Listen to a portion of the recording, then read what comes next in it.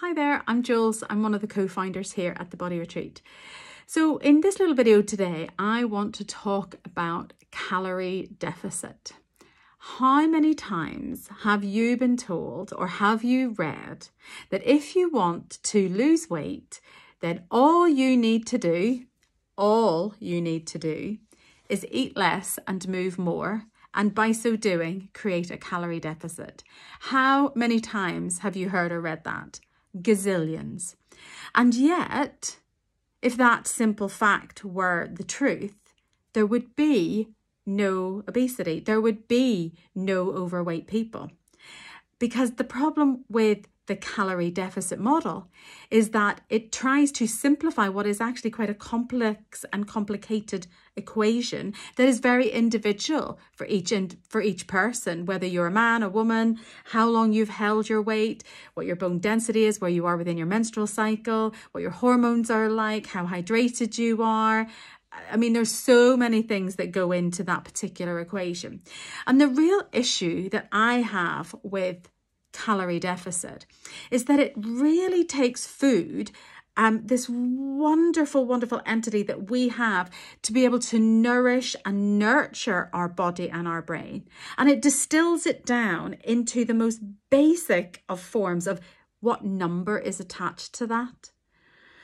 And so when you are just focused on calorie deficit, what tends to happen is that you start to look at food in just numbers. And so therefore you begin to look at food in just what's the lowest number I can get away with because I need to create this deficit.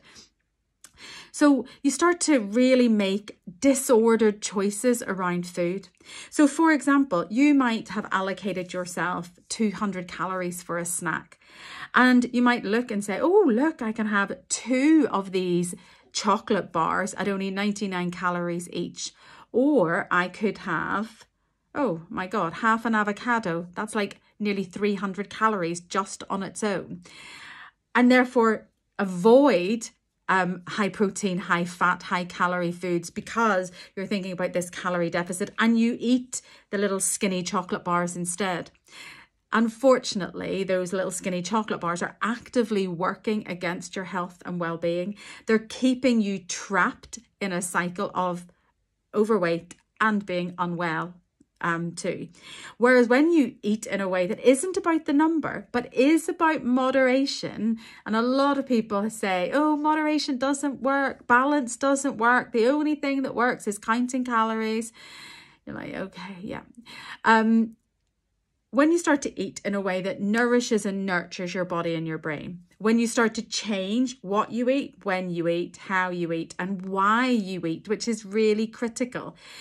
When you're choosing food, not based on just the numbers, but based on what it's doing for your body, for your health and well-being, you begin to make better choices because you start to feel differently. Sorry, that's the cat jumping up there.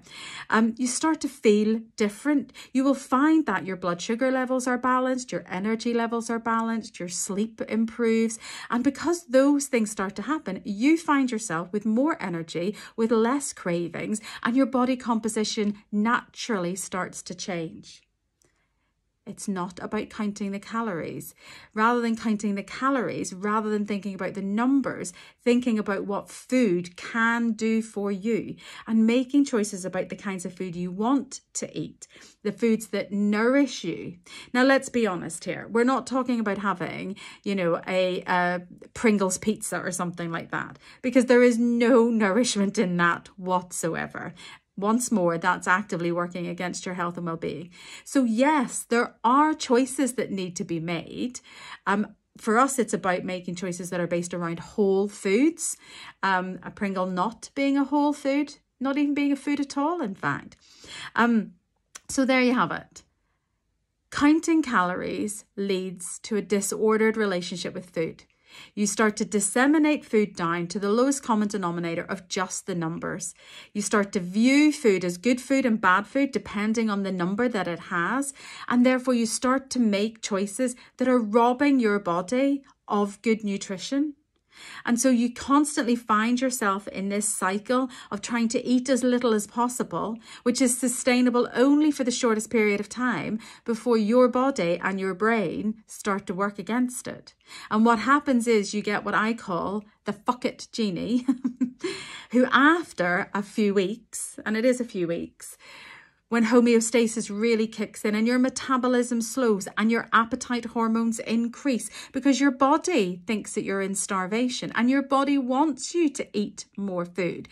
And it's trying to slow down your metabolism so that you're not expending as much energy. So you find yourself feeling heavy and tired and flat and undernourished. You've got cravings all the time. All you can think about are all the foods you shouldn't be eating, all those high calorie foods. And guess what? The fuck it genie comes out of the bottle and you think, do you know what? Life is too short. I need to eat myself some of that.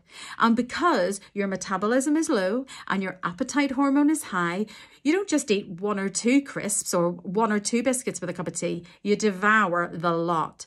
And of course, metabolism is low, appetite is high, you eat more than you would normally and you store it as fat. And then the self-loathing begins. You get on the scales the next day or the day after and you've put some weight on. So you're like, I need to eat less. Back to calorie deficit. If you're tired of being in this yo-yo cycle, it's time to quit thinking about food as just numbers.